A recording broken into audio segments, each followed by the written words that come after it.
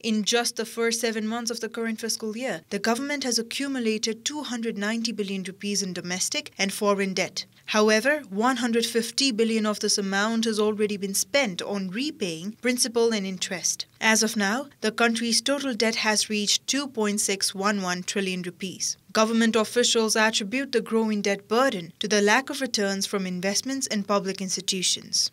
ऋण हामी कहाँ प्रयोग गर्दैछौं प्रतिफल दिनेमा हैन हाम्रो चाहिँ राष्ट्रिय गौरवको आयोजनाहरू जसले शिक्षा स्वास्थ्य रोजगारी लगायतका समग्र भनौं न हाम्रो चाहिँ एउटा आर्थिक सामाजिकमै तपाईको चाहिँ ठूलो योगदान दिने खालका आयोजनाहरुमा हामीले लगानी गरेका छौं त्यस्तो ऋणले त्यो जीडीपी को जति % पुगे पनि त्यसले रिटर्न दिन्छ एउटा लामो लिस्ट छ हाम्रो सार्वजनिक संस्थानमा नेपाल सरकारको लगानी ऋणमा होस् तपाईको शेयरमा होस् त्यसबाट प्राप्त हुने प्रतिफलहरू त्यति राम्ररी प्राप्त भएको अवस्थाहरू छैन अब त्यसको भार अहिले जोडिदै गएर अहिले यहाँले भने जस्तै 26 खर्ब पुगिसक्यो त्यसका सामा र ब्याज भुक्तानीहरू गर्नु परिरहेको अवस्था छ.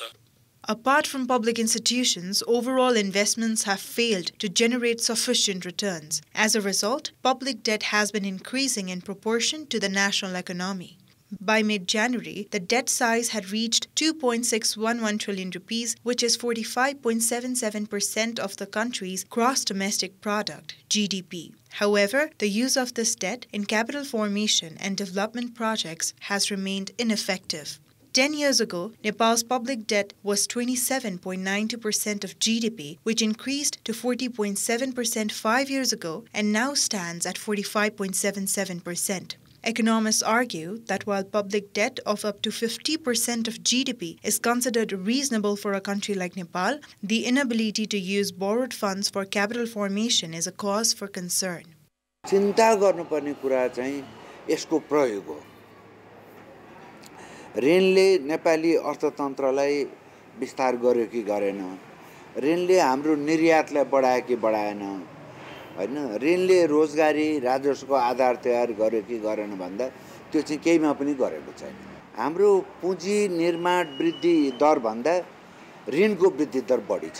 पुँजी निर्माण भनेको चाहिँ के हो भने सडक, कल कारखाना, एयरपोर्ट यो राष्ट्रको पुँजी हो नि त, हैन. हामी कहाँ छैन बन्दरगाहहरू, रेलवेहरू, हैन. त्यसको तुलनामा हेर्नुभयो भने त्यो चाहिँ जीडीपी को तुलनामा घट्दै घट्दै गइरहेछ.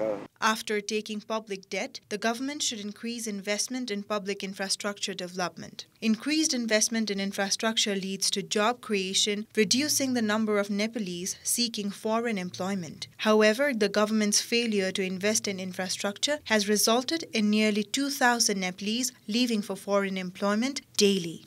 Although the size of public debt is increasing relative to the economy, capital formation is shrinking. In the fiscal year 2020-21, capital formation was 33.8% of GDP, but it has now declined to 25%. Generally, governments repay public debt using revenue collections. However, in Nepal's case, new loans are being used primarily to pay off old debt and interest. When the current government assumed office in mid-July last year, the country's total public debt stood at 2.434 trillion rupees. Over the past 7 months, the government has raised 229 billion rupees in domestic debt and 61.42 billion in foreign debt, totaling 290 billion. Of this, 150 billion has already been spent on repaying old loans and interest.